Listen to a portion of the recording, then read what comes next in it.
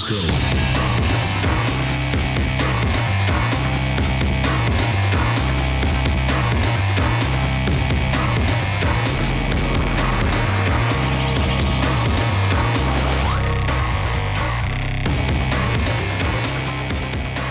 Ladies and gentlemen, good morning and welcome to the Gfinity Arena live in the heart of London. Today is Play Like a Legend presented by Xbox One.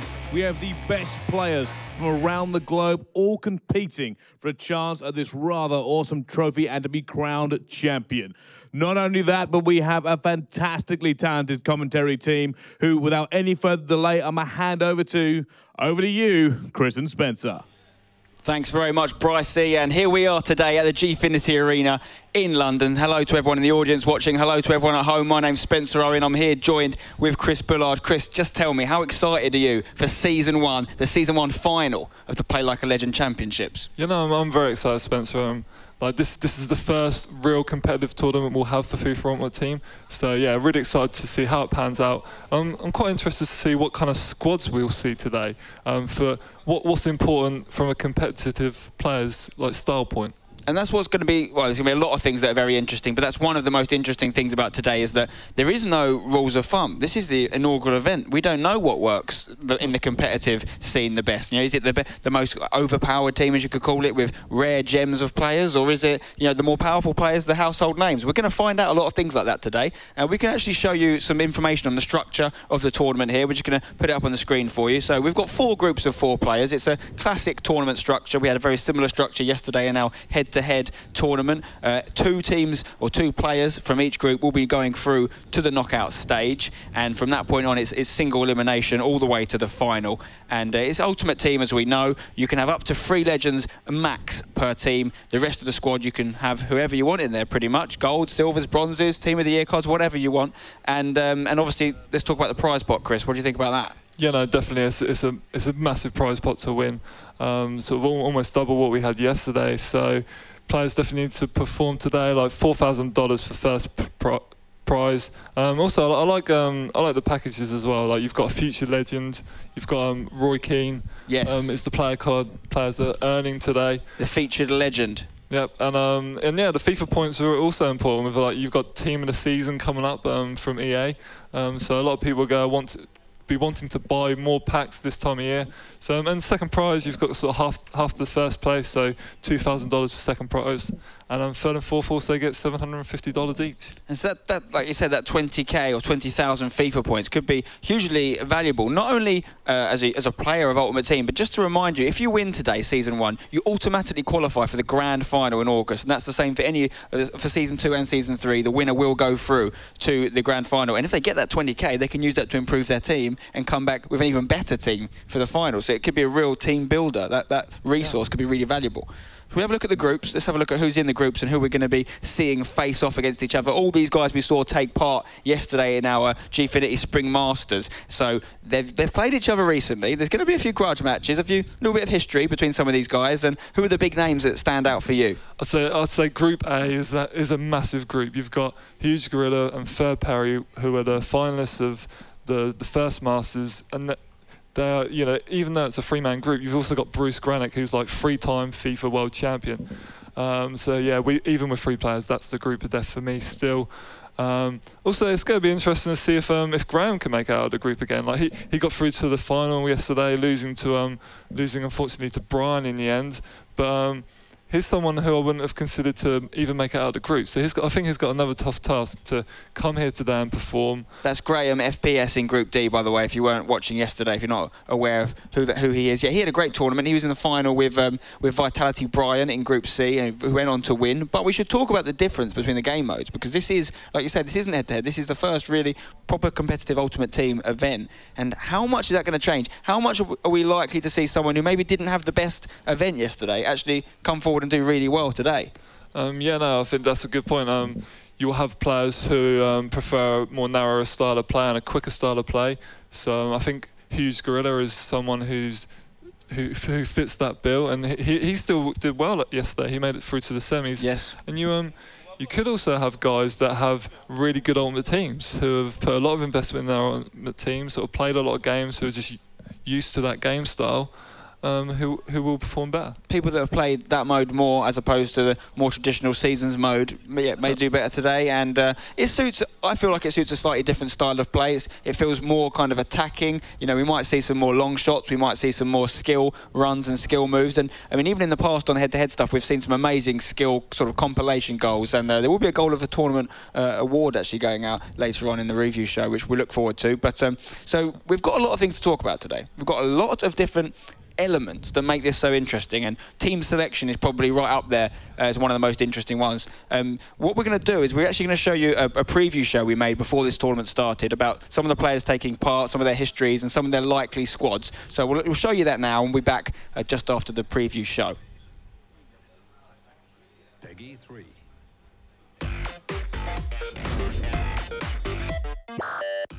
Hello and welcome to the Play Like a Legend Championships preview show. Now, the live Season 1 final is just a few days away. The online qualifiers have finished. What are we going to expect? Well, I'm here with pro player Dave Bythway, and we're going to talk about who the big players taking part in the tournament are and exactly how things work. So Dave, over $30,000 up for grabs. Before we talk about the key individuals, how does the structure of the tournament work? Okay, so we're going to have 16 players battling 8 in 4 groups of 4, the top 2 of which will then progress into the knockout stages. Okay, so the 2 best players from each group go through. What happens after that? After that, we're going to be left with 8 quarter-finalists. It will play each other home and away. The winners will then go into the semi-final, final, where we will get our eventual winner. Okay, that's the structure of the tournament covered. Tell us about some of the people you think might do well in this Season 1 final. Firstly, I've got Bruce Grannec. He's probably the biggest name in competitive FIFA. He's a multiple world champion. He's got absolutely bags of experience.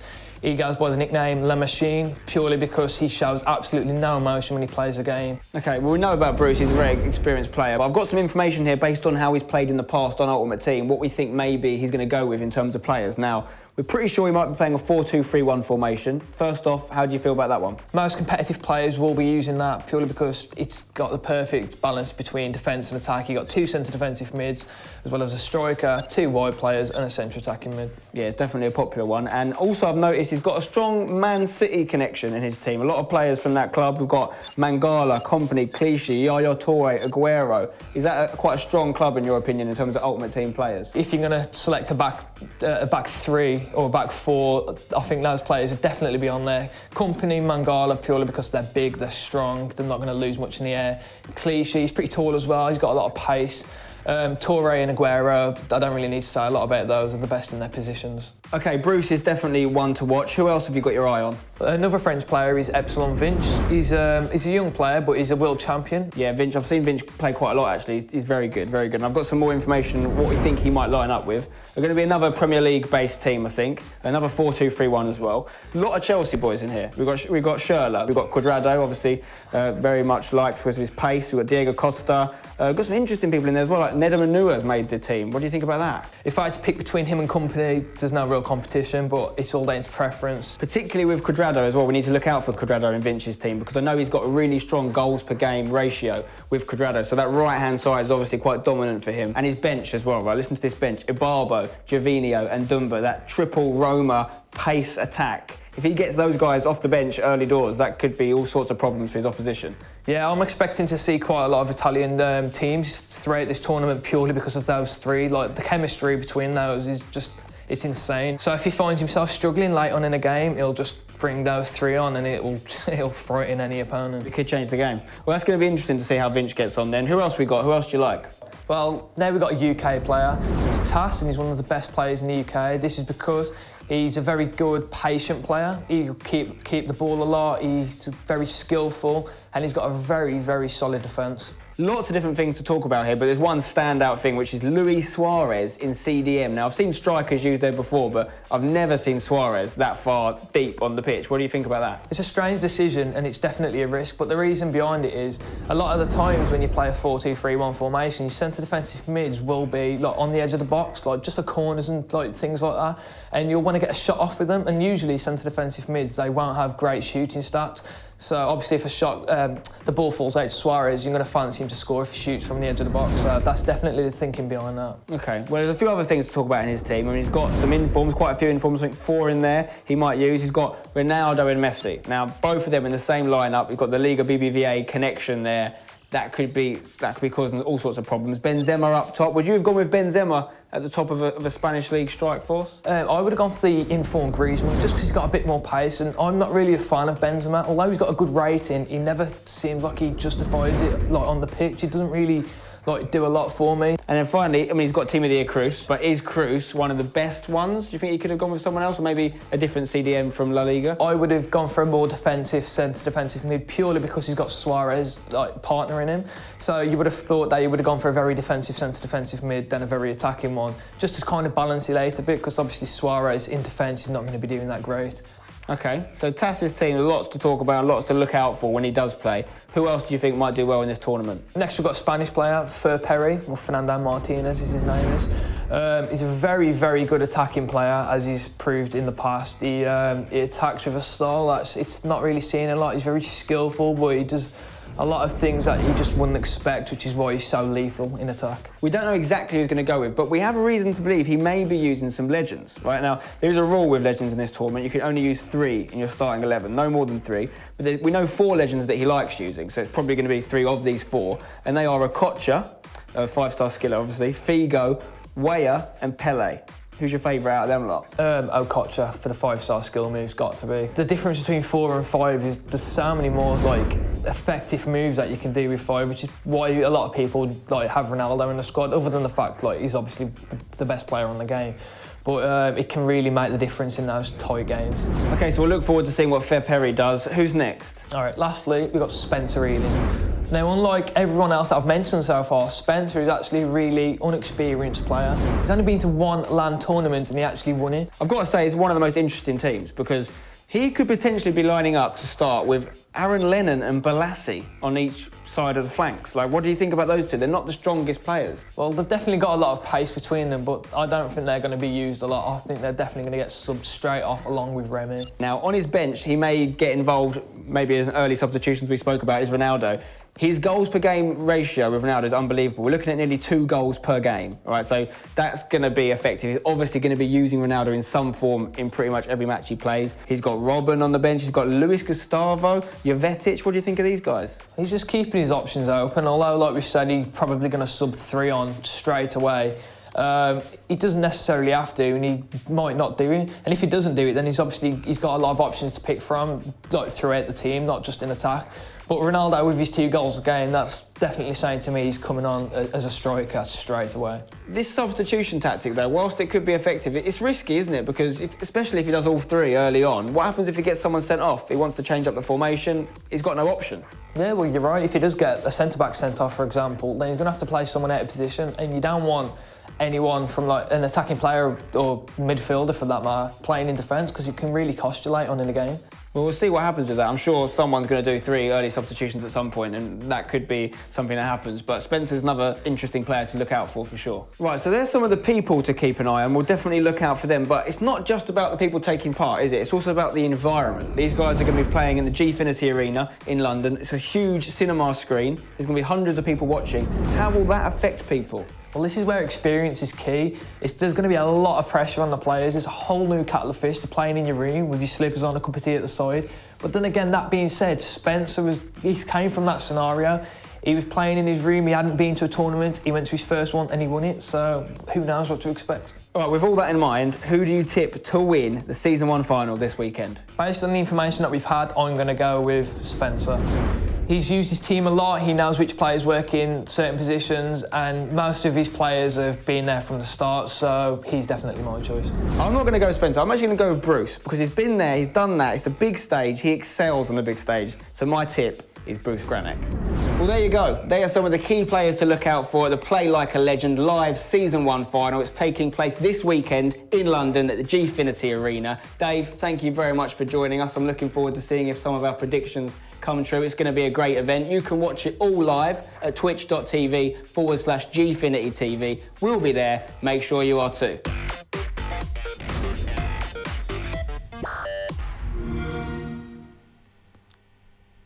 Wonderful analysis there, I'm sure you'll agree, from a very good-looking Spencer, I think his name is. Beautiful guy. Beautiful guy. What do you think of him? I thought you were talking about Dave. Yeah, no, Dave's okay. Yeah, Dave's okay. Yeah. But no, that was some information for you guys about some of the prospective teams we might be seeing today. And I mean, there's just so much stuff to talk about. So many different options. I mean, this is an open, you know, there is no, it's a blank canvas, so to speak. There is no, apart from the fact they can only have 3 legends, there's no real parameters in terms of who has to be in people's teams. They can really just go with who their heart desires, whether it's OP players, like silver cards we saw in some cases people might want to go with, or, you know, legends or informs, or anyone they feel they are effective with in Ultimate Team. And this is something that they would have learned through, you know, almost a year, well, 6 months, more than 6 months of practice on the game mode effectively. They would have honed their skills quite a lot, and I'm really looking forward to seeing some of the action. And I do believe we're going to have a game coming up soon. It's probably going to be between the Greek and Alex, I believe. You can see all the games on the screen now. We'll show you what the fixture list essentially is in a second.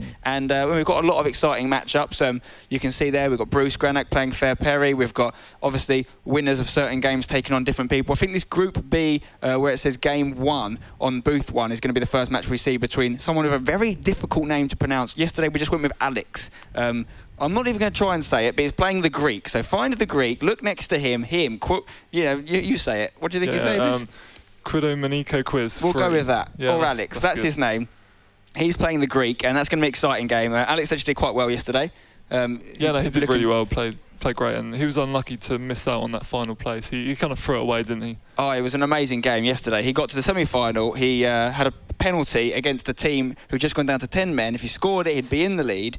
One of the worst penalties I've ever seen. I mean, sorry, Alex, but you didn't back yourself on that one. But he's got a new day. That's what I like about today. It's a new day. It's a new tournament, and people that didn't do as well as they would have liked to yesterday can, you know, make up for it today and have a good tournament. But I'm going to put you on the spot here. Not easy, but if you were going to pick a few names, and I'm not talking about people, I'm talking about players in the game, that you think could be key today, that could really get people through, who are the people you're going to be looking out for? Who do you think are the best players in Ultimate Team? You know, I think Ronaldo. A lot of you'll see him a lot today. Ronaldo, big time. What about perhaps OP players we might see a lot? Is there people you expect to see in the majority of squads? See, like players from the Serie A, like sort of Dave mentioned in the video, that sort of 3 of Ibarbo, Dumbia and Gervinho. Yep. We might see them, but I think because there is a lot of money up for grabs here, I think players would have gone for like La Liga teams or BPL, real big informed cards. Maybe we'll see Aguero a lot today. I'm thinking of the defence. You've got sort of Thiago. Maybe we'll see some Liga 1 teams. Maybe. I mean, I think we're going to see, defensively at least, quite based on the information we had in that previous show, quite a lot of BPL-based defences at least. I mean, we saw the likes of Anua coming in quite a lot. He's a very popular player. I'm sure if you guys have played a fair bit of Ultimate Team at home and you come up against someone online, so many times you see Nedum Anua as centre-back from QPR, because I think he's got 83, he was definitely in the 80 pace. Yeah, he's brilliant. Which is super quick. I think he actually used to run 100 metres for Great Britain at under-18s level, and I believe he's got 4 A's at A-level as well. What a talented guy you are, Nedum Anua. Well done you. So you can see some of the guys in the booth here. We're just going to show you some of these guys getting ready in the booth. We've got Bruce Grannec and that's actually not Bruce Grannec. That's EPSILON VINCH next. Sorry, that is Bruce Grannec. It's not Ferperry. Yeah, it's just some people. There's some people in the booth getting ready to play, and there's a lot of things for them to think about, isn't there? There's a lot of things for them to think about. They've got a squad, so it's not an 11 they have to stick to. They've got they can change things. They can, if they don't like the way it works one game, put some different people in for the second game.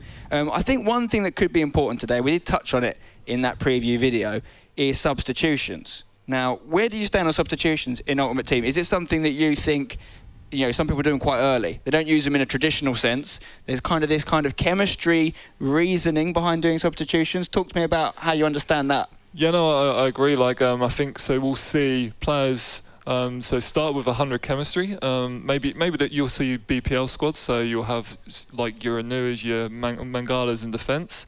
Of course, if you put Ronaldo or a Bale or a Neymar in that team, the chemistry would be affected. So I'd expect them team sort of, you know, players to make them substitutions early in the game. So yeah, bring on your big players or even your legends, because keep in mind you're only allowed 3 legends, so it might be hard to fit them in the team. Yeah, and with those 3 legends, if you had to pick 3, who would your legends be? I don't know. Obviously, sort of Pele goes in straight away. I mean, it'd be amazing to see if someone's got a Pele today.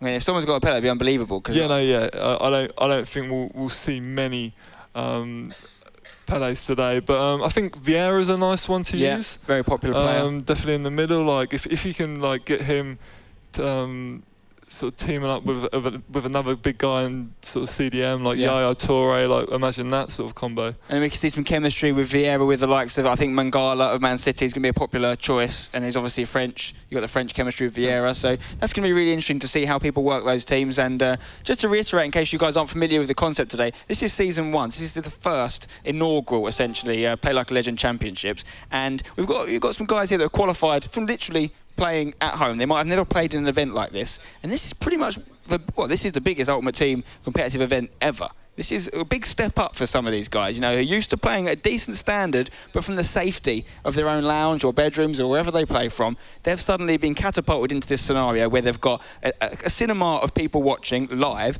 but they've also got you guys watching at home who, you know, there's going to be quite a lot of people watching today. We've got a decent bit of exposure. We're going to be on the Twitch homepage, we're going to be on the dashboard, looking at hundreds of thousands of people watching these guys.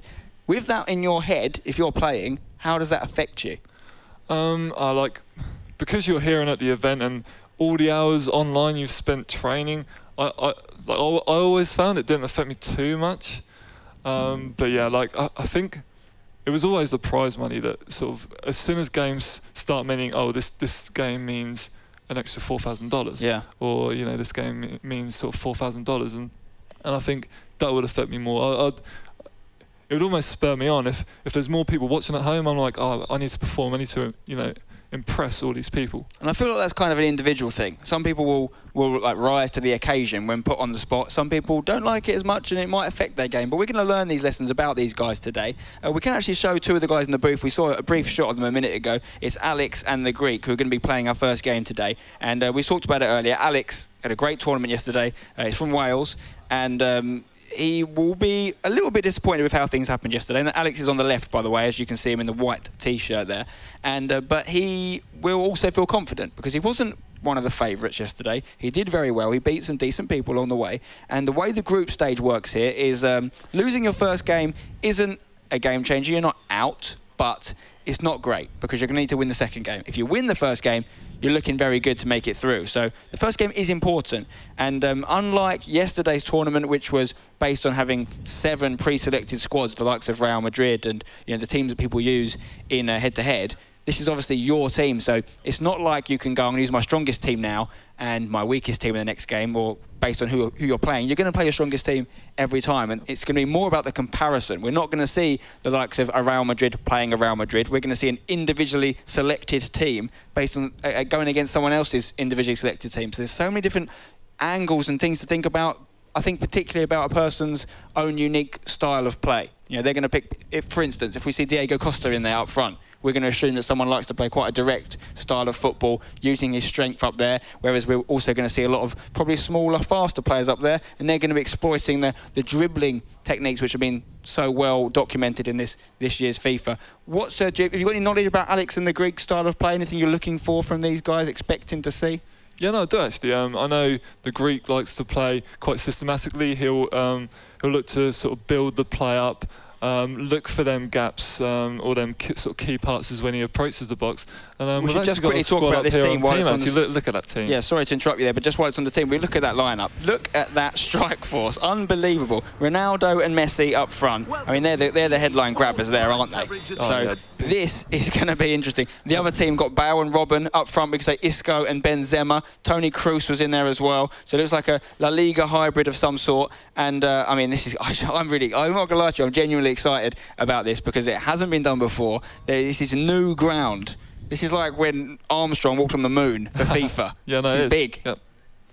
We're just making some adjustments to some of the settings here, but we're going to get underway here. Messi and Ronaldo up front, arguably no better strike force in the game. Definitely not statistically speaking, at least. No. But are they the best options for you in Ultimate Team? We're going to find out if it works. We've got the Greek in the red here, and we've got Alex in the yellow. We're watching Alex's feed here. That's why we can see the cursor above Alex. It could be an early goal. What a start! 2 minutes in, we already have a goal. Talk to me about that one, Chris. Well, who had Ronaldo first scorer of this competition? Like, wow. Unbelievable. Yeah, and a really fast start from the Greek, almost unexpectedly. Like I was saying beforehand, he's got a sort of slow start of play, but that was really direct. And maybe we'll see a lot more of that today with playing Ultimate Team. It's a lot, quicker game mode. I think we're going to see a lot of goals. I mean, we didn't have a shortage of goals yesterday. They were entertaining games. But I think today we're going to see just absolute goal fest at times. I mean, it was 2 minutes into the game, that goal. Yep. In the third minute, I think it was. 2 minutes 43 to be exact, I think I remember seeing. Here's Sami Khedira, he's lost possession. And Benzema looking for a ball for Ronaldo, the goal scorer. Can he get another one for the Greek? He's already 1-0 up. He's going through. Is it? Oh my word, this guy is insane. Ronaldo means business. He's turned up today. I mean, Ronaldo's, you did call it, to be fair to you. He's going to be the big name on show today. People that don't have him may regret it. Yeah, that's big. What time do you think he'll get that hat-trick? If he even gets it, we've got 2 legs of this. Yes. And Ronaldo already has 2 goals in 9 minutes. Now we could have a goal back here. A bit of a reply. Gareth Bale goes to Kroos in the box to Robin. He tries to turn it. It's going to fall. No, it's not going to fall to him there. I mean, yeah, we should point that out. These games are over 2 legs, so being 2-0 down after 11 minutes isn't as bad as it normally would be. It's essentially the equivalent of being 2-0 down after 5.5 minutes, really, isn't it? Because it's a 2-legged game. Having a quick pause here. Look at that back four. Carvajal, Ramos. Didn't see who else was in there, but you guys watching at home, you might be watching this, you might be thinking, these guys aren't that good, I could beat these guys. And I've got 2 things to say to you if you're thinking that. One is don't underestimate them. When the 2 pro players are playing each other, it's very difficult to really understand how good the level is, but it is top quality, trust me on that one. The second thing is, you can put your money where your mouth is. You guys can come and actually play and qualify for this tournament. Just go to Gfinity.net, you can register and you could be in Season 2, Season 3, maybe even the Grand Final. They're all coming up this year. We've got Season 2 in June, Season 3 in July and the Grand Final in August, and we're definitely going to see some people coming, just like we have today, from relative obscurity to the big stage and maybe stepping up, and the Greek's doing just that today. He's 2-0 up, he's about to go 3-0 up. Ronaldo denied the hat-trick there. What a start to this game, what a start to this tournament. Well, yeah, another big chance for Ronaldo there, and it could so easily be 3-0 in this game, 16 minutes in. Benzema here for Alex's yellow stripped team. Goes to Robin. Not sure what sort of chemistry Robin's going to have in this team. I don't think he's got anyone around him that's going to help him. Ronaldo could make it 3-0. I think he's going to. No, where's he gone there? He's got away with that. I thought he'd gone too far. He's come back in. Guys, it's 3-0. This is big. Alex definitely did better than the Greek yesterday in yesterday's event, but I didn't see this coming. I don't know about you, but this is a shock for me. Yeah, no, it definitely is a shock for me as well. But look at that team. You saw it from the outset. Messi, Ronaldo up top, and there you saw the combination. Yeah, it really smart from the Greek as well. He was looking for that near post shot, but the angle wasn't quite on. So took it wide even more, and then squared it to Messi. Real smart play there. I'm surprised to see Alex use Robin from the start with, unless I'm mistaken, almost minimal chemistry, as opposed to what we assumed would happen. Gareth Bale's going to get one back. No, he's not. He got it onto that favoured left foot, but it wasn't good enough.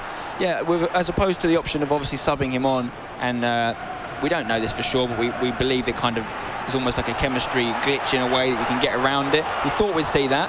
We haven't seen that. He started Robin. I can't see anyone around there that's going to have chemistry with Robin. I can see Khedira, I can see Kroos, Bale. No one with Benzema. No one's going to link up with Robin there. No, yeah, I can't see any sort of Robin link unless the chemistry between the other players is so good that you can afford to take the -10. I mean, he's playing Robin out of position as well, so individually Robin's going to be struggling. Yeah, he can't have any chemistry. He's going to be on 3 chemistry, I think. Maybe less. Genuinely 0 chemistry or 1 chemistry, but he's still Robin at the end of the day, and he might even be in form, second in form, or Team of the Year Robin. We're not sure. We didn't get to see that part of the team, but either of the Robin cards is able to change a game in a heartbeat if you can unlock their true potential. Robin looking for a through ball there to Benzema, but it was cut out, and we're going to see a corner here for Alex, and not a good start for Alex. He's had a double blow. He's had the loss yesterday in the semi-final, and now he's seeing himself go 3-0 down and pretty quickly. I think we could see some high-scoring games today, because Ultimate Team, it just allows for those games, not only 6-0, 7-0s, but you get those games where someone's 3-0 up in 80 minutes and then there's 3 late goals from the other team and it's actually turned around, or even 4-3. You know, I would not be surprised if we saw some epic comebacks of that proportion today. Right, so because I was thinking we could also see the reverse. So where someone does become sort of 3-0 up really early on, the other person has to gamble, has to try and get back, and then we see like a real whitewash, like a 10-0. I think we will. I think you're right. I think we'll see both. I think we'll see a lot of high-scoring games, and I think Ultimate Team has the potential for comebacks and annihilations. And the Greek trying to add to his 3-0 lead here. What a start for him in this tournament. He's sending out a message here. This is the thing. Yes, yesterday's event was not Ultimate Team, but it showed a little bit of what people can offer. And yes, these guys have got reputations in the competitive scene, a lot of them already.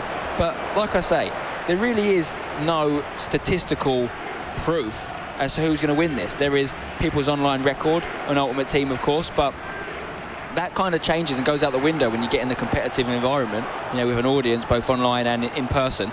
So people are going to be watching these games thinking, okay, this is what this guy's got to offer. Okay, he's quite good. And all the other guys in the audience that are watching these guys play are probably looking at the Greek thinking, right, so didn't have the most amazing tournament yesterday, wasn't bad, he was decent, but he looks the real deal on Ultimate Team.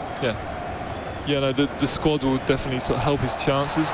We're going 4-0 up here. Benzema, that's a good tackle. Yeah, like all these players, these are the top players in Europe on display. So, you know, you think back to tomorrow and how tight it was between, you know, every game. It could have gone, a lot of games could have gone either way. And the Greek nearly got to the sort of semi-finals and finals. Yeah, he did very well. He did very well, and he could do even better today. And we've got Alex playing, I think, in a Marseille kit here, in the yellow. And I think it might be the Portugal kit that the Greek's using. And that's another nice element of the game that I quite enjoy, is the kit choices and the kind of branding of the team you can do with the badge and the name and stuff like that, and it just makes it feel more unique and specific to you, doesn't it? Is your kit West Ham? It differs. It differs. Okay. Depends what I'm doing. Obviously, I do like a cheeky West Ham kit from time to time. Robin looking for a through ball, but that's the half-time whistle there. What a first half for Alex. Remember, this is a 2-legged game, so plenty of... sorry, not for Alex, for the Greek. Plenty of time for Alex to get back in it. But he's going to have to change something. So he's changed formation a little bit, it looks like. Just to go through his team, we've got Alba, Pepe, Ramos and Carvajal at the back. It's a Real Madrid, Barcelona hybrid of sorts. On the bench, he's got Aubameyang, Cuadrado, Remy, some serious pace. I mean, and he's got Sirigu in goal, I've just spotted. Sirigu will have no chemistry with those centre-backs. Yeah, no, that's a strange team. Considering how dodgy goalkeepers can be, to have no chemistry with him, it's just risking a lot, surely. Yeah, no, I'm really surprised, and for the simple fact as well, like that team looks like it only has about 80 chemistry, so maybe that's affecting Alex a little bit here. Well, we've seen Sirigu's just actually been subbed on, so he actually was Casillas in that first half, and he didn't do well because he conceded 3 goals. So maybe Sirigu can help, and the chemistry thing won't be an issue. Likewise, he subbed on Philipp Lahm. Now you think, okay, that's good. Now you're going to get some chemistry with Robin, but again, we're under the impression that it doesn't make a difference when it's done in game substitution-wise. So he might have missed the boat with that Robin situation. Here's Toni Kroos looking for the through ball. It is Robin. Can he get a goal now? He just can't get past the Sergio Ramos in defence, I think it was. And Alex still waiting for his first goal. But he's got a free kick. Gareth Bale loves a free kick on his left foot. He's hit it. Oh, it's off the bar. And Alex needed that to find the back of the net, really, didn't he? Yeah, no, close again. But yeah, just unfortunate for Alex. I think he's been close a few times now, and it's just not gone his way. But no, good free kick. Unlucky though. It's been a good start to the second half for Alex. And if he can get an early goal, or 2, he'll feel very confident going into the second leg. But the ball is with the Greek here, and he's looking for Ronaldo, who got... He got 2 of the 3 goals, didn't he? But he could be completing his hat-trick and taking the match ball home with him. No, he didn't get it there. Yeah, I can't remember who got the 3rd goal for... Messi. It was Messi, was it? Yeah. When you haven't got Ronaldo scoring, you can turn to little old Lionel Messi. Not a bad backup option, is it? So Ronaldo's got 2 goals and an assist. An assist. So not a bad game for him. Not bad at all. And it's pretty standard Ronaldo, to be honest, what he does in real life. Okay. Jordi Alba. Carvajal. Toni Kroos. Into Philipp Lahm. Philipp Lahm goes into Robin. Robin's looking for that through ball. Gareth Bale's made the run. This could be a goal for Alex. Can he take it down? Surely he's going to finish that near post. Oh no! I expected him to shoot earlier with a finesse into the bottom left. He took an extra touch. He went to go around the keeper, which is an equally effective strategy in this game. But then he's messed up the finish there and hit the post. Yeah, no, I thought you know, he was really smart just to do that sort of roll with the ball, just to take it past the keeper. But I think it was unneeded. I think that just took the angle obviously too far for him. The shot, for me, left foot, bottom left, that was just a sure goal if he'd done that rather than take it round. I know taking it round can work as well, but why do it when you've got the shot on? It wasn't like he needed an extra touch. For me, that was, again, a poor decision under pressure from Alex there. Yeah, I think that that decision, especially, I think that's the biggest chance he's had of the game so far, and he really should have scored that. We've seen Khedira come on as a sub for Busquets for the Greeks team here. Marcelo playing the ball down the line to Ronaldo. Ronaldo, what's he going to do? Can he complete his hat-trick? It will be superb if he does. It's a good tackle, though. Ronaldo just got in too easy there. Alex needs to tighten up that defence. What I'm really looking forward to seeing is if the winner of today's tournament, or even the runners-up who get that featured legend, which is Roy Keane, as one of their prizes. Good shot there. Whether Roy Keane features in the winner, for instance, will automatically qualify today for the grand final in August. So will they then incorporate Roy Keane into their squad? It'll be interesting. I mean, he's a brand new player, legend to be released. It's not even. Oh, it's another goal. It's 4-0, and Alex is going to do well to come back in this one. I think the Greek could have it wrapped up. Yeah, no, that goal was too easy. For the Greek, he just kind of walked into Alex's box, did a little jink. Yeah, no, nice goal from the Greeks' point of view, but really bad defending from Alex's. Yeah, he's really not. He's not lived up to the ultimate team version of the game, unfortunately. But as I was saying, Roy Keane, I don't even think he's available in the game yet. He's going to be released shortly, so no one's really played with him. No one really knows how effective he can be. If he is going to be one of the better legends, then I'm sure we'll see him, the winner, using him in the grand final in August. Yeah, how would you sort of fit him into the squad? It's quite difficult with the sort of, obviously he is a legend, but he's also Irish. Yeah. There's not that many sort of great Irish players. No offence to the only one I can think of that people are quite a big fan of is McGeady. Yeah, we could see a McGeady and Keane connection. Shane Long's actually decent, but he's not gonna. I'd be amazed if we saw Shane Long on display today. Put it that way. He's good for a non-rare card. I think he is. But yeah, I don't think he's going to make anyone's team sheet. Unless you put him in, imagine like him and Vieira in the midfield. Yeah, I mean, can you imagine that? Because that's a centre-mid partnership that a lot of people would have loved to have seen in the 90s when they were playing for, the big rival clubs of Arsenal, Manchester United, and they had a lot of face-offs, didn't they? Yeah. And on the same team. I don't know if you'd actually work with them on the same team. They're both kind of similar players. And it's a ball here for Robin. Can Alex get a goal back? No, it's dealt with quite easily from the Greek there, and he's going to play the ball out of defence calmly and coolly. Ronaldo goes inside to Lionel Messi. Another two people that a lot of football fans would love to see on the same team, Ronaldo and Messi. And that's what's so good about Ultimate Team, is that you can create teams that, quite frankly, wouldn't exist in real life. But for political or personal reasons, you're probably never going to see Ronaldo and Messi play together. On FIFA Ultimate Team, you can make it happen. You think it will happen? Oh no, sorry, I don't think it will. No. Unless there's a sort of charity match at some point. Maybe in the MLS one day or something. Saw Zidane and Ronaldo play recently together. And that was quite nice to see. The original Ronaldo. Yeah. I mean, they played together at Real, didn't they, back in the day? Yeah, sorry. Yeah. But I think Ronaldo actually bagged a few goals in that match you're talking about. Did, yeah. So here's Robin. He goes inside to Cruz. Alex is playing in the yellow here, and he's 4-0 down in his first game, the first ever game, I should say, in the Play Like a Legend inaugural championships presented by Xbox One. We're very excited to kick off this Ultimate Team competitive community here, thanks to everyone watching at home and in the Gfinity Arena here in London. If you've still plenty of time to come down today, if you're available, you're in London, you want to come and watch this, I'd thoroughly recommend it. You want to see some top quality FIFA, maybe you want to see where you would actually sit on the sort of ability scale. We could have a goal here compared to some of these guys. I think we're going to score it. Gareth Bale gets one back for Alex. That gives him a lifeline. He's got a second leg to come. He can still do this. Yeah, that was a good goal for Alex. I'm not sure if that was a pass back or just this deflection that landed nicely for him there. But yeah, a nice goal, and I think he's put on a good amount of pressure on in this game. He deserves at least one goal, and yeah, like you said, it's a lifeline. What you don't want to do now is concede again, and they do say you're most vulnerable when you've just scored. And if Alex can just come into the second leg with just a 3-goal deficit, he won't feel that it's irretrievable. But if he concedes another one, he's going to probably struggle to win this first tie in his group. Alex has a big task here. You've got another game to get through against Ronaldo and Messi. I see the Greeks scoring a lot more goals here. So Alex is going to need to score at least 5 or 6. I mean, keeping a clean sheet in Ultimate Team, we could have another goal here. Oh, it's good play from the defence. Ronaldo's picked it up, though.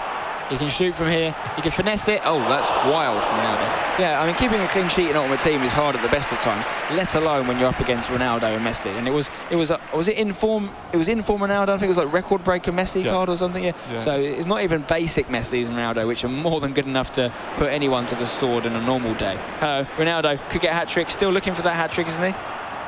Yeah, still needs it. Carvajal, Cruz. Lam is dispossessed by Ronaldo. He's a one-man team. He's hit it! Oh, no. Oh my God, I thought we were going to see the first long ranger. I'm looking forward to seeing some more of them today. I think we're going to. You know, of course, we've got the sort of goal of the tournament as well. Is up for grabs. Yes. It still has kudos to a lot of players, especially like if you are 4-1 in a game, then it's worth trying a few of them. 100%, yeah. I mean, you still got to have one eye on the second leg, and that is the end of the first leg there. So it's not quite the same as being 4-1 with a few minutes left. You've got another 90 minutes to play, but the Greek will be very happy with his performance in that one. And I know some of the other players that we'll see later today will be watching and making notes about the Greek there, particularly in his lineup. What do you do to defend against Ronaldo and Messi? Can you do anything, or you just got to just suck it up and try and handle them? Yeah, no, like I think you need like really quick centre backs. So maybe you see an Alaba centre back come in. Inform Alaba is a centre back, yeah. I think like a player like that is the only way to deal with him. I think Boateng's got an inform as well, so maybe we'll see a Bundesliga defence mixed with another sort of league and attack. Yeah, that would be interesting. And obviously, the Alaba and Boateng partnership we talked about is great chemistry with each other. The question is, have these people put these into their squads beforehand? And that's something we're going to find out later on. Getting the second leg just readied here, and I mean, first game, one game into the tournament. What a start! 5 goals. You know, an absolute masterclass from Ronaldo. 2 goals and an assist. I think we're gonna see a lot, similarly to when we see people use Real Madrid against another teams when we're not doing Ultimate Team. When someone's got Ronaldo and the opponent hasn't, it's going to be an uphill battle for that person without Ronaldo. Yeah, isn't it? Yeah, I completely agree. Ronaldo is a massive player for this game, and yeah, it will be interesting to see how if you haven't got Ronaldo, so you know you can easily build a team which is defensively strong to deal with that. Yeah. So, you know, will we see people with, you know, great defences, so not having Ronaldo in their team, so to see that Bundesliga defence in there, just because they can't afford Ronaldo, maybe. For you, is the Bundesliga defence the strongest possible defence then?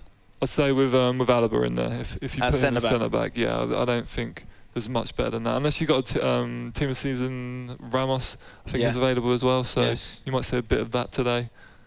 Okay, there's a lot of different things we could see, and obviously that Ronaldo is going to be key. I think what's interesting as well is that the more valuable players and the more costly players like Ronaldo is finding out, because some of these guys watching won't have played with these guys. They might not have had the opportunity to play with some of the best players in the game, and they want to see if he's actually that good. And Ronaldo starts it off with a goal again. Oh, and it's deja vu here. Ronaldo has kicked things off both games of this tie with a goal within seconds from kickoff. This one was before the 2nd minute mark, and that makes it 5-1 on aggregate to the Greek. And Alex has definitely got an uphill battle here, and he's got to be kicking himself now for letting that happen so easily. Yeah, no, I'm almost watched this game over already. I think it's a massive task now for Alex. We saw some big comebacks yesterday, to be fair. Yes. And Alex has come back from this kind of thing yesterday against the Greek, actually. Well, we've got history there then, but this is Ultimate Team now. It's a different kettle of fish, and the question is, can Alex hack it? He's got a bit of time to do it. He's still early in the second leg, 7 minutes gone so far. But, I mean, the Greek is sending out a message. He really is. And that Ronaldo card is just tearing things up. Was it striker Ronaldo, or was it left forward Ronaldo that he was using? I didn't see. I know it was an inform, so it could have been sorry, I didn't see. No, we'll have to check that later. But obviously there is a striker Ronaldo card. I was actually fortunate enough to get him in a pack, unbelievably. But he is going to be giving you more chemistry for playing him up front. People will tend to use Ronaldo up front regardless, but obviously a left wing Ronaldo, which is all his other cards are, can be created and changed into a left forward. And it means he usually gets about 7 chemistry up front at most, even if he's got green links all around him. Whereas if you've got that striker Ronaldo, then you have the ability to have 10 chemistry with Ronaldo up front. Yep, and as we've seen, that is just, you know, even if this is the left for Ronaldo, is equally as dangerous. I think even the normal Ronaldo is worth having. Of course. If you can, I mean, on 7 chemistry, you're not really seeing a hindrance. You're just kind of not getting that extra boost. And we could have another goal for Ronaldo if he goes around the keeper. The keeper's actually done well to adjust his positioning there. Normally, you see them leave that gap and it's exploited, but he actually dropped back in to the space and stopped Ronaldo getting another goal. He's got 3 goals over these 2 legs so far, Ronaldo. I think we could see a few more yet still. Yeah, that's a good defender there by Alex. Just pack the box. I think that's how you need to deal with Ronaldo. Get that second defender involved. And yeah, he just had nowhere to go in the end. Khedira switching it over to his Real Madrid teammate Benzema. Back to Carvajal, back to Sergio Ramos. There's a lot of Real Madrid players in this this team for Alex, and the Cruz and Robin, and Ramos in there as well. But there is Robin. Isco, another Real Madrid player. It's predominantly Real Madrid actually. Alex's team. There's very few players that aren't Real Madrid based. So one of them being Robin, who's a former Real Madrid player, of course. Here's Isco. What's Isco going to do? He's going to go down. No, he's not. He's going to just hold on to it. And he's going to go back to Pepe, another Real Madrid player. He's more or less using the Real Madrid lineup, Alex, and it's not really worked for him so far, showing you that you have to create a tailored team in Ultimate Team. You can't just go with the best players from one team. You've got to look for the players that are suited to your style of play. And Real Madrid aren't perfect. You can improve them by bringing other people in. And that's something that we've seen the Greek do. I mean, he's got a decent contingent of Real Madrid players as well, but he's obviously brought Messi in, who's made a big difference, and as opposed to Robin, he still has good chemistry because he's a fellow Liga BBVA player. Yeah, well, maybe so Alex has chosen to do that because I know competitive FIFA players will be playing Madrid quite a lot. Maybe that's just what he's used to. Maybe he hasn't had the chance to play that much Ultimate Team, and he feels more comfortable with Real Madrid players. Good ball in. I think you played that a little bit late there. And I think you're right. I think that we'll see some people not do that. People that have created much more unique squads. And I think those are the people that have probably played the more Ultimate Team. They've probably spent more time finding out who those players are that they like, as opposed to just going with a generic Real Madrid-based team. Yeah, definitely. There will be players who are well accustomed to the Ultimate Team and what players really suit their style. Ronaldo losing the ball here, and Khedira coming away with it, passing to Toni Kroos.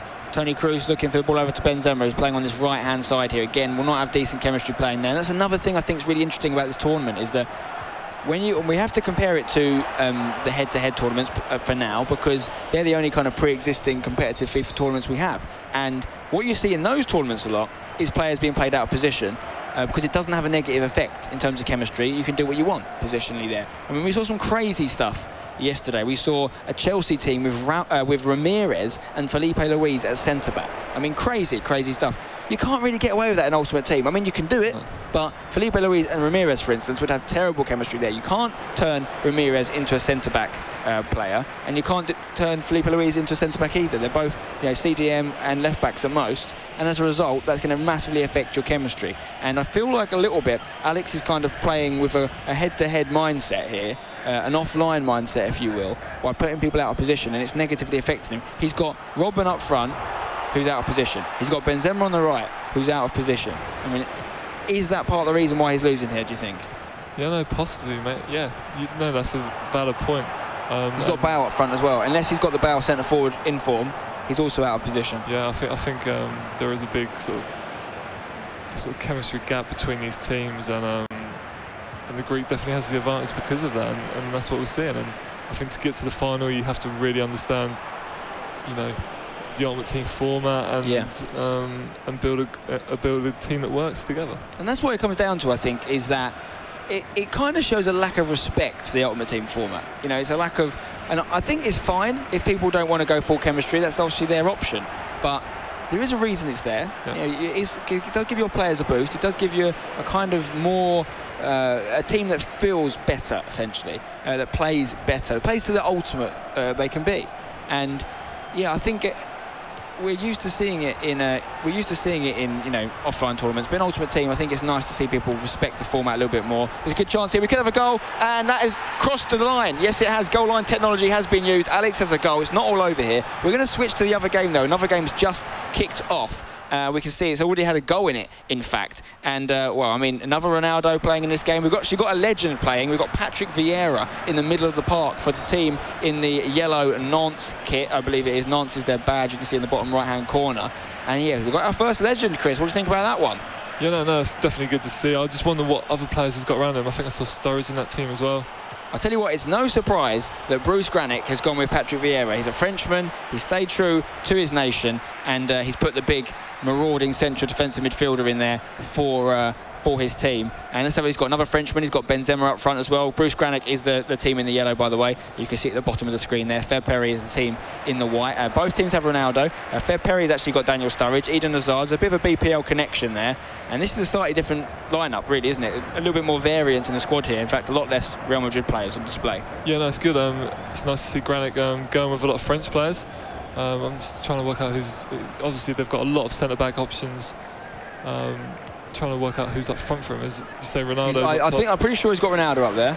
I've seen him up there, and Bale. I think he's got Ronaldo and Bale. So you've got like a French foundation, and then La Liga up top. It'd be great to see if he's got centre forward informed Bale and striker Ronaldo up there, so they're actually full chemistry as well. Well, maybe not full chemistry, but you know, decent chemistry. They've got that green link between each other. Here is Ronaldo trying to dispossess the defence of Ferperry. Kyle Walker at right back. Ronaldo looks like he could be playing on the right hand side for Ferperry, or perhaps up front. I'm not sure. I think he's playing at right of a front three. You know. Yeah. He seems to have Hazard, Sturridge, and Ronaldo. Really interesting to put Ronaldo on the right. I mean, you're putting him out wide where his card is traditionally, but not on the left, on the right, so that's not going to help your chemistry again. Yeah, no, that's true, but sort of, yeah, no, I don't really understand that. So he's took a big chemistry hit there due to the fact that it is on the wrong side. But so Ferperry's looking like he's got a very BPL-based squad. Strike from Benzema there. Plus the addition of Ronaldo. Yes, Ferperry's got quite a few BPL boys in there. Here's Ronaldo with a nice little spin turn there, and he goes inside to Sturridge. Sturridge, that's a lovely turn again, looking for the ball for Ronaldo. Is not going to make it. I think Clichy is going to deal with that. De Gea in goal for Bruce Grannec. Benzema looks to be playing out on the left again, out of position here, and he's going to take it down that left-hand side, play it inside to Ronaldo, who goes to Gareth Bale. Bale, his Real Madrid teammate, who goes to DeMarcos at right back. Okay, very, very fast right back. Not a household name by any means, but I think he's got in the 90s for pace in the BBVA, so you can see why he's gone with him in there. And Kompany's going to clear it out for Ferperry's BPL hybrid team. Switch from Hazard to Ronaldo, not the best ball, and Clichy cuts it out. Goes to Benzema, another Frenchman in there. We've got quite a few on display for Bruce. Ronaldo, lovely little touch. He's fast enough to get away with that as well. I'm not sure what that was though. I think I've seen Perez as well for one of the teams. Yeah, I'm a big fan of him personally. We talked a little bit about him yesterday, but in Ultimate Team he really comes into his own. Enzo Perez, he's one of the most versatile in terms of stats anyway. One of the, for me, a must-have team for any, must-have player for any BBVA team or hybrid. He's got the Argentinian green link, great hit there with Lionel Messi, of course. Playing for Valencia. You can also get him playing in the Portuguese league as well, as he transferred in January. So there's a few options with Perez there, and he's got, if not 80, close to 80 for every stat on his card, every sort of main of the 6 stats, if you like. So yeah, personally, big fan of Perez, and obviously very cheap. You can pick him up. Anyone can afford Perez, and if you haven't played with him, guys, I recommend him. Do you know if he's got an inform card? I don't think he's got an inform, not I'm aware of. He may have, but I'm not sure. I've always used his rare player item, but that's still very good for me. He does everything. He does the defensive and the offensive jobs quite well. Griezmann on the ball here for another Frenchman. A lot of Frenchmen in this team for Bruce. No, I quite like the mix here. So you've got sort of a BBVA sort of French hybrid here. Interesting that he's playing Griezmann again on the right. I don't understand it, because if you're playing Benzema on the left, then why not swap them? Have Griezmann on the left where his normal card belongs. Keep the chemistry good, and Benzema's is still messed up, but at least it would be if he's on the left anyway. And, yeah, it's just really kind of, it's interesting to see how much these guys, so in some cases, don't really respect chemistry. That's a great ball in. That's not gone in. We actually went away from the action there, but it didn't go in. I think it might have bounced off the post. You're right. So that was unfortunate there for Bruce, who remains 1-0 down in this game to Ferperry. Ferperry won't be happy with his performance yesterday, not getting through the group. He was a finalist in the Spring Masters, the first Spring Masters, and yeah, he would have been frustrated. But I think he's quite a confident Ultimate Team player, and he looks to just send out quite a big message by potentially beating Bruce Grannec here. Yeah, and the opening game yesterday was Grannec versus Ferperry. Grannec ended up the 3-0 winner of that, so Ferperry will want to get a bit of revenge here for yesterday's defeat, and prove he is worthy to be in this tournament. And like you said, he got to the final of the last Masters, so I think he just underperformed yesterday. Yeah, definitely. And it's a tough group, like you say, it's a tough group, so anyone could really go through from it. Here is Daniel Sturridge, for me, a really effective player in Ultimate Team, and cheap as well, not expensive. So a must-have for anyone, even if it's just a squad player, don't have to start him necessarily. Really good sub to have, actually. If you're struggling up front in the game, you need to bring someone on with a little bit of pace. That's not going to... You don't really want expensive players on the bench because you feel like you're wasting them. But to have someone like Sturridge on the bench is quite useful because he is inexpensive, he's cheap, and you can just throw him on, you know, when you need to change something up a little bit. Half-time in that game, they're currently 1-0 to Ferperry's team. He's just switching Sturridge with Ronaldo. Ronaldo going up front, and it looks like he might be bringing on someone else. I'm not sure exactly what he's doing there. We're going to switch back to the other game now. You can see here it's still 1-0. I believe it makes it 5-2 on aggregate, and there's 15 minutes left. It looks like the Greek is going to take this one. He'll be very happy with that. Yeah, the Greeks should see this game out now. There's only 15 minutes left. I'm surprised there's not been more goals for this. You'd have thought Alex had to gamble at some point to get back into this game.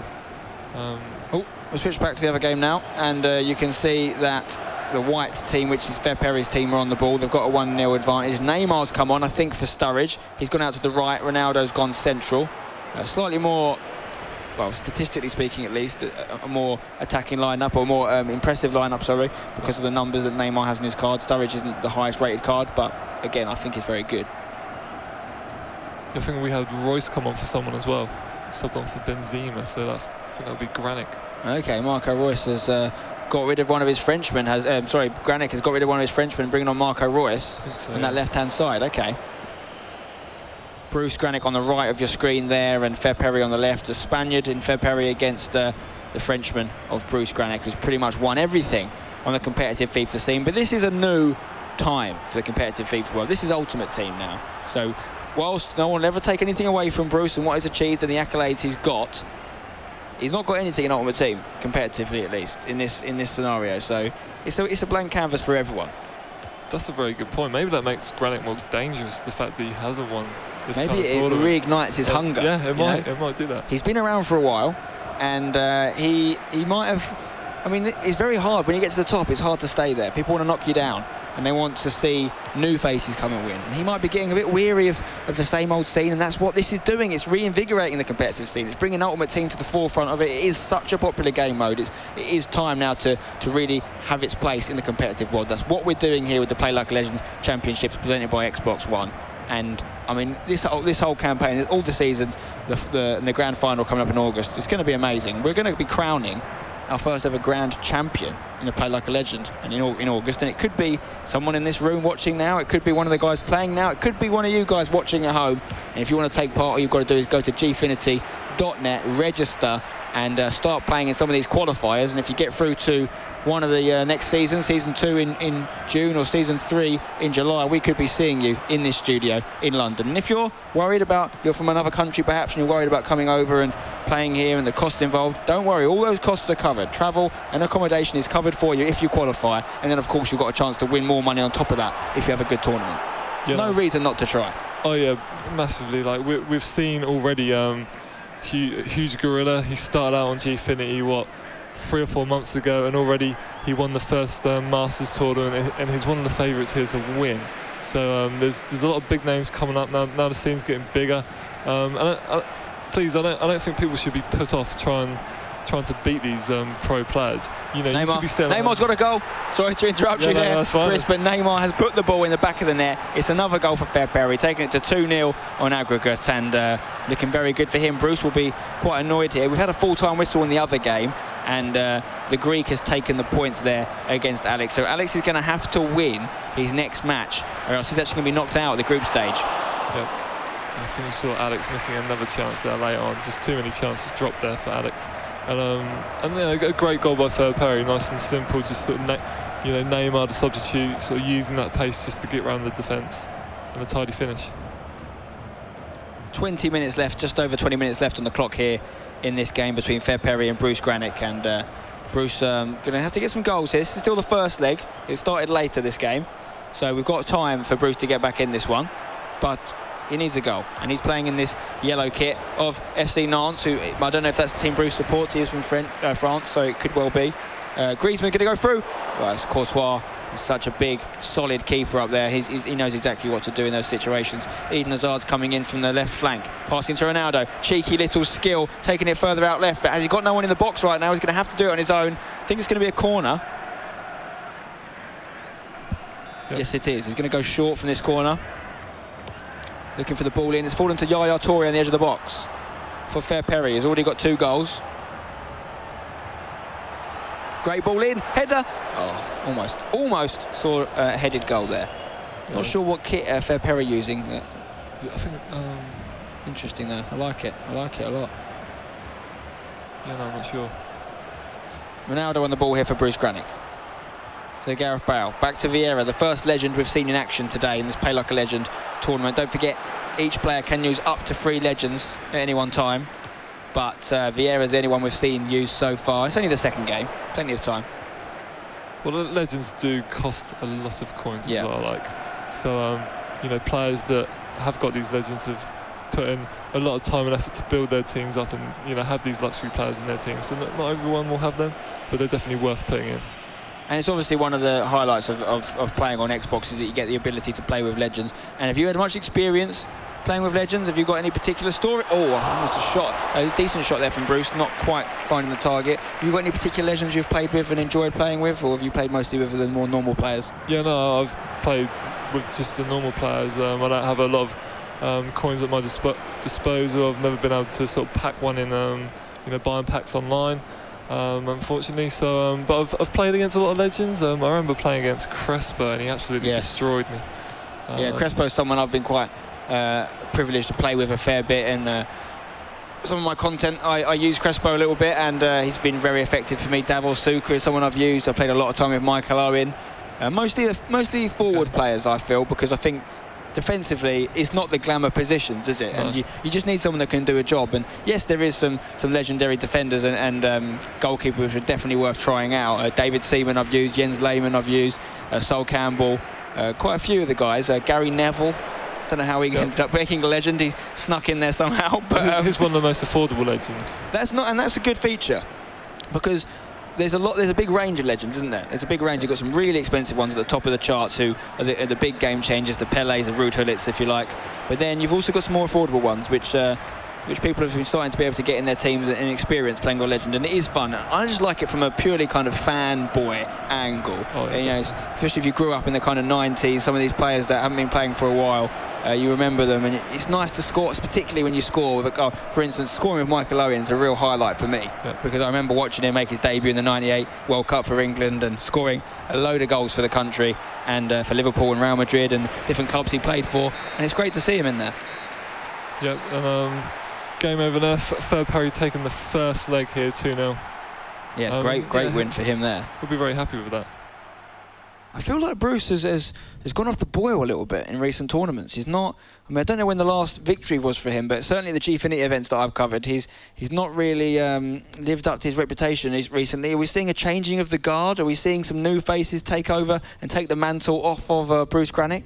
Yeah, no, I think we are. Like, you know, this guy's achieved so much in his career, and I don't think for the next sort of even 2 or 3 years now, no one can even get near to him anyway, just because of all the achievements he has. So yeah, we won't see someone like this who dominated the scene anytime soon, I don't think. Well, that's one of the big kind of impressive things about his FIFA CV, if you like, is that we've got a couple of legends. If we can just go to this screen we're seeing here, I think it's Ferperry's team. We're seeing a couple of legends used here, I think. Roberto Carlos and Beckenbauer, I saw. He's actually changing the team up now, but we may see some more legends coming up. But going back to what we're talking about Bruce, what he's done that's so impressive is he's actually won titles across iterations of the game. You know, FIFA over a number of years, to keep winning is very difficult because the game does change. And, you know, to be good and to back yourself game after game after game over a pretty decent period of time is so challenging. And he's done it. Yeah, no, and he's done it in incredible styles as well. He's gone to tournaments, the big favourite, and actually won comfortably. But he's also been nearly knocked out of a tournament and won all his games on a second day just to scrape through and then win again from that. So don't count him out here. So he's come back from these situations and then gone on to win a tournament before many times. Interestingly, we are going to see two legends starting for Ferperry here. Roberto Carlos and Beckenbauer are both going to be starting for him. He didn't use a legend last game. Bruce used Vieira in there. What do you think about that? Because Roberto Carlos and Beckenbauer, I don't think they've got chemistry with anyone else on there apart from each other, the chemistry connection. Do you feel like... actually, no, I think Roberto Carlos may be linking up with someone else in there. We can actually get the teams up on the screen now. Vieira is playing again for Bruce. A load of informs in there. Inform Bale is in there. Griezmann, inform Ronaldo, left forward. Inform Mathieu, centre back. So that's Bruce Grannec's team. We've got a lot of Frenchmen in there, as you'd expect from a French player. But yes, Ferperry's team has got Roberto Carlos and Beckenbauer at the back. I know he's got Ramirez in the middle. I'm not sure if he's actually connecting with Roberto Carlos, though. So I think we may see some legends not playing on full chemistry again. Yeah, I think that's right. Unfortunately, we didn't get to see the chemistry of his team, but I think he might be taking the chemistry hit just to get the legends in. Yeah. Sometimes it is worth it. And maybe because he got that 2-0 win in the first leg, he feels like he can experiment a little bit with these legends. He might not have played with them a great deal, and he wants to try them out and see if he's going to incorporate them into a squad in a bigger way throughout the tournament. Yeah, no, that's a very good point. You know, offline can sometimes vary from online play, so this is the players' first chance they'll get to see how FUT kind of works offline, if that's the right term. Is Vieira. Perez lost the ball there. And these guys are playing, by the way, when we do go to the shots in the booth and you're wondering how exactly we've got it set up, they are playing on separate consoles, and they're playing in an online friendly essentially, aren't they? So sorry, yes, yeah, it's still online. Yesterday was offline, so I think that definitely makes a difference in terms of the speed of play, doesn't it? Playing on one console as opposed to two. But yeah, these guys are playing on separate consoles, and right now Ferperry is 2-0 up against the legendary Bruce Grannec. Eden Hazard on the ball there. It was actually Griezmann, sorry. Goes back to DeMarcos at right back, into Perez. Perez going to hold it for a little bit and go back to Antoine Griezmann on this right-hand side. It's a good ball into Gareth Bale. Ronaldo's got it. He's going to hit one. He is on that less strong. I say less strong instead of weak, because Ronaldo, there's no weaknesses there, let's face it. It's a less strong foot, they should call it. And it was a decent strike on that left peg, but saved by the keeper. You know, good start for Grannec there. You know, we haven't seen a lot of that, actually, shots from long range so far in this tournament. He's changed kits as well, Bruce. He wasn't happy with the performance in the yellow Marseille kit. He's gone with what I believe is a retro AC Milan strip, I think. And he's going to see how it works out for him here. Yeah, mate, sometimes there is a bit. I always prefer playing in a red kit for some reason. And some players might favour a kit. He might also find it easy to see, like green on white wasn't the best. They do say that red is the colour of champions. I think more than any other colour in real football, that is. Red is the prominent colour in champions over the years. Obviously in England we've seen that with Arsenal, United and Liverpool, all playing in red, all being dominant. Even teams like Nottingham Forest in the a few decades ago, also playing in red, doing really well. You know, there's a lot of red teams out there that do well. I don't know if that's a mental thing, if it's something that happens subconsciously to red and it's a threatening colour, I'm not sure. Definitely better than, do you remember when Manchester United played in that grey kit? Yeah, no, and they had to change it at half time. I actually bought that kit. You bought it? Yeah. Wow, you were the one. You were the one that bought it. My mates couldn't see me when it was raining though, that's the problem. 2-0 here to Ferperry. And Bruce would like a goal pretty soon. This is the second leg, halfway through the first half in this second leg, and if he doesn't get a goal soon, he's going to probably, this tie's going to get away from him a little bit. Gareth Bale on the ball with those pink boots, plays it out right to Antoine Griezmann of Atletico Madrid, who's dispossessed by legendary Roberto Carlos, and he can run. We know this guy can get forward. He loses the ball there. I'm looking forward to seeing if Ferperry gets himself a free kick, if he's going to hit it with Roberto Carlos, because that would be rolling back the years, seeing him do what he does so well on that left boot. Who do you pick out of Ronaldo and Roberto Carlos? I mean, I'll be disappointed if he doesn't go Roberto Carlos. When you've got him on the pitch, and I'm pretty sure his free kick accuracy will be superior to Ronaldo's. He's going to get a goal, though. It's a goal for Bruce Grannec. This tie just got very interesting, guys. Ronaldo has made it 2-1, and it's game on here. You know, Grannec's had a few chances like that, where he's just done either a chip through ball or a little pass into Ronaldo, and then Ferperry's tackled him at the last minute, but not on that occasion. Bruce Grannec, you know, gets the lucky bounce or just that space to finish it. Ronaldo on the ball goes to Marcus, who's getting quite far forward here from right back. Looking for Benzema over the top. He can't find him though. And here's Ronaldo on the ball here. Ronaldo. He's lost the ball. I actually think the information on the bottom of the screen isn't quite right. It's actually the other way around. Bruce Grannec is 2-1 down, but he's the team on the left with the Nantes badge. So yeah. But here's Benzema on the ball for Bruce, and he goes to Clichy. Clichy to Vieira. Vieira to Clichy. Clichy's going to put it in. It's a good ball. He's free. Ball. Oh, he's not put it on target. You've got to put them on target. At least force the keeper to make a save there, surely. I think that was Griezmann, and that's just not who you want to see at that back post. You want Ronaldo or a Benzema coming onto that, but yeah, unfortunate for Bruce there. Yeah, unfortunate. I mean, he's not the tallest of attacking players, Griezmann, is he? It's a good ball though. Ronaldo, can he finish it? He can from that angle. But in Courtois, he really meets his match sometimes. One of the best keepers in the game, if not the best. Yeah, we saw that yesterday actually. Courtois kept a lot of people in the tournament, so we'll see that again today. I wonder if we'll see a few Manuel Neuers in people's teams as well. Courtois was man of the match in the first leg of this game, by the way. So, well, at least the highest rated player on Ferperry's team. I think he got an 8.7, so he did very well. And that is what you get with Courtois. You get a pretty reliable keeper. I mean, the keepers are unpredictable in this game. Oh, hello, we could have a goal. But Courtois seems one of the more consistent ones, in my opinion. Yeah, no, I agree with that. I think when you have a better quality keeper, just the mistakes are a lot rarer. Okay, Sturridge trying to chase down Griezmann there. Griezmann he's lost the ball, and it's Yaya Touré, in fact. Yaya Touré plays out to Roberto Carlos from left back. It's good to see another legend used. We've now seen 3 used at different times in this tournament so far: Vieira, Beckenbauer, and Roberto Carlos. And if you do go with 3, which is the most you can go with in your team, you do kind of solve a chemistry problem there, because if they're all connecting and they're close to each other on the pitch, obviously legend chemistry is very strong, and so they can help each other out even if they don't match up nationality-wise with the rest of your team. Yeah, so if you have got legends together, they should be sort of 10 chemistry, shouldn't they? It depends on the formation. It depends on the formation, but I think if you play, for instance, say 4-1-2-1-2, and you have a legend, 2 legends at striker and 1 at cam, the 2 striker legends will be on 10, but the chemistry in cam, he has no links with the boys around him, will actually be on 8, I think. But it depends, and also depends if they've played 10 games for the club, so they've unlocked that extra chemistry point, or if they were packed in the first place, then they have that automatically if they're a first owner. So that can make a big difference. Just the extra stat on the chemistry you can get. Sturridge going back to right-hand side. He's going to get subbed off actually, and we're going to see. I don't know. Did you see that? That was an interesting thing we just saw on the bench there. He's got some bronze cards on the bench, a fair few bronze cards. So he's trying to bring down the overall stat of the team. Is that something you do?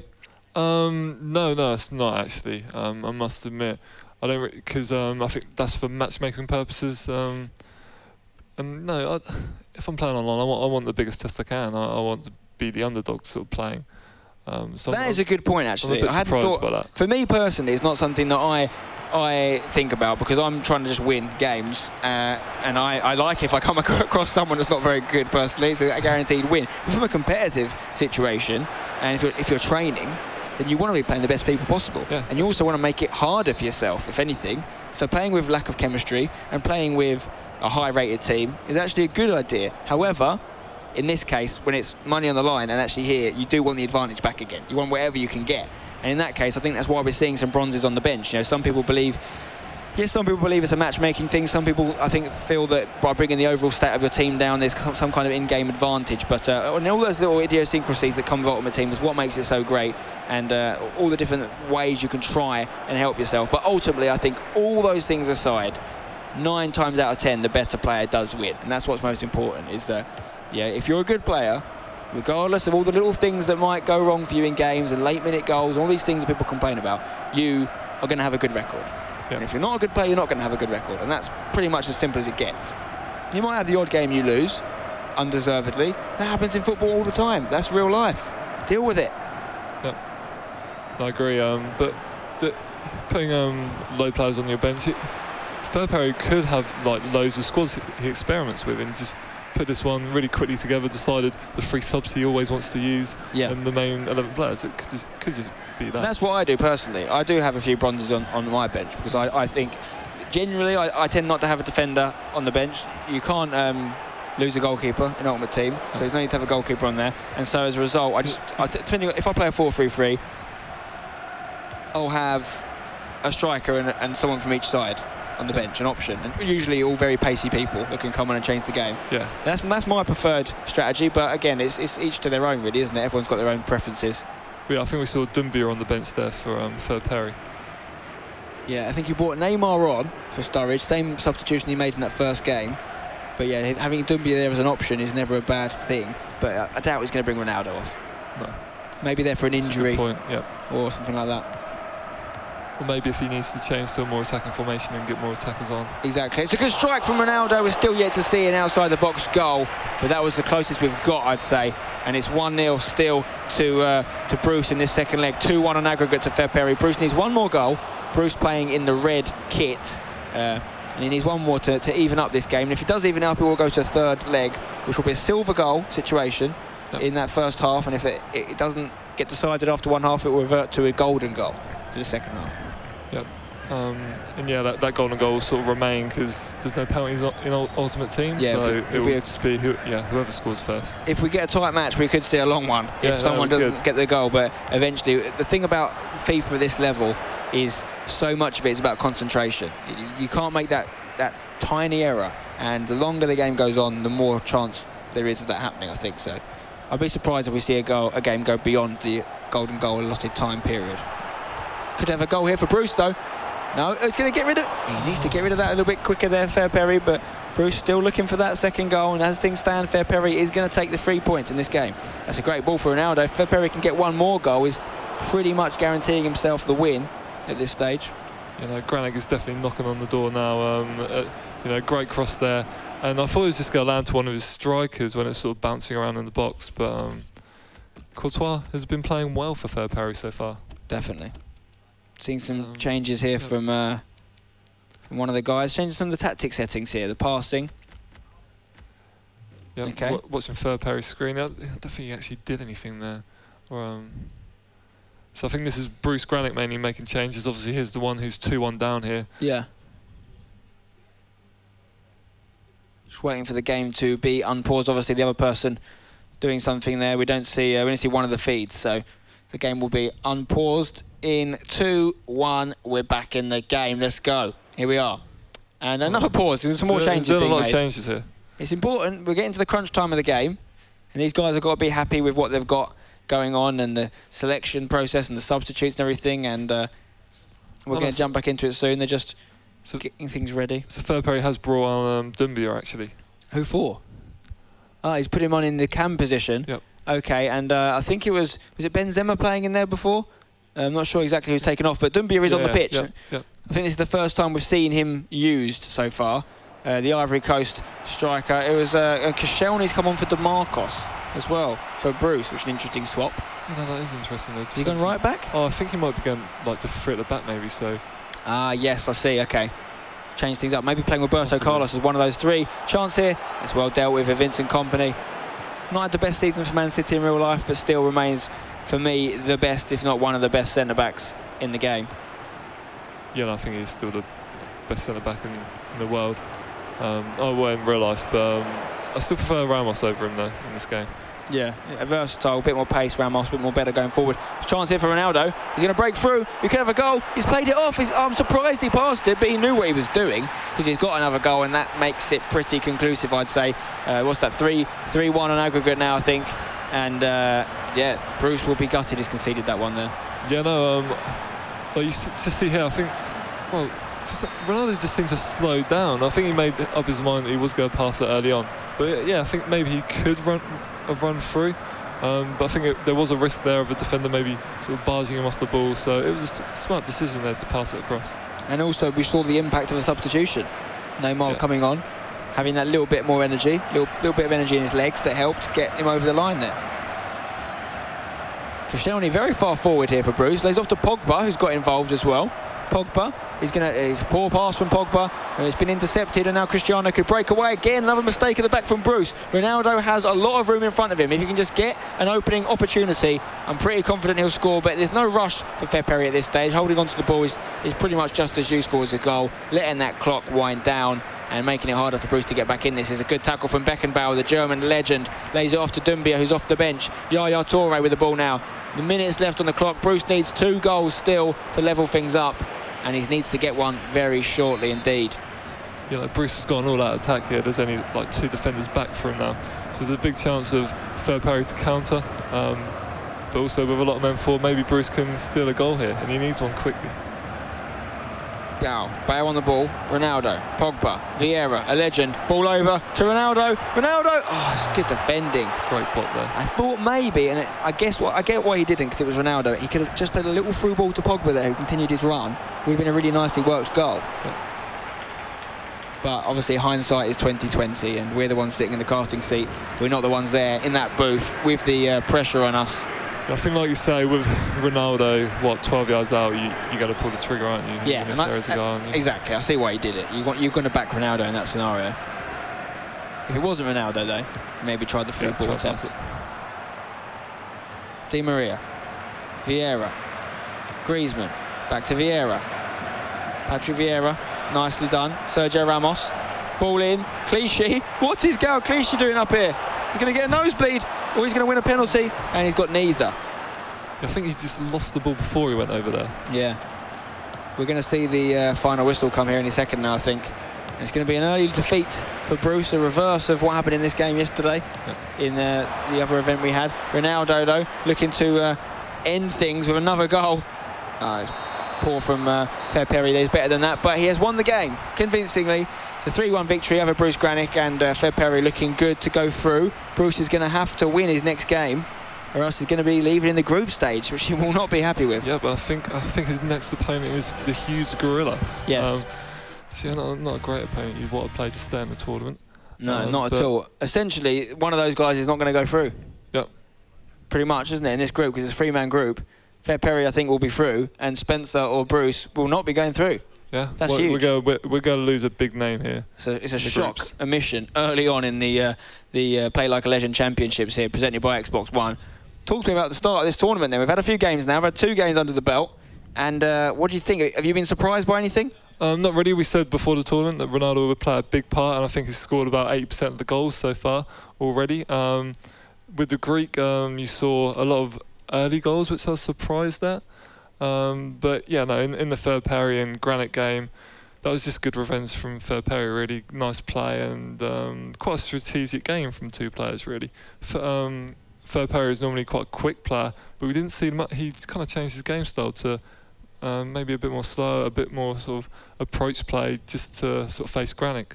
Yeah, and I think that was much more of a strategical, closely fought affair than the Alex versus the Greek match was. And the Greek looked really good. In fact, it's hard because they're all playing different people and they're playing with different teams, but so far he's looked the best out of the 4 people that have played. He's looked really dangerous, particularly with Ronaldo, particularly early doors, straight out the net, straight out off, you know, as soon as the whistle blows, gone through and scored both games he played. Really impressive, and we've got plenty more games coming up here at the Play Like a Legend Championships. Keep watching. We're going to have a quick break. We'll be back very soon.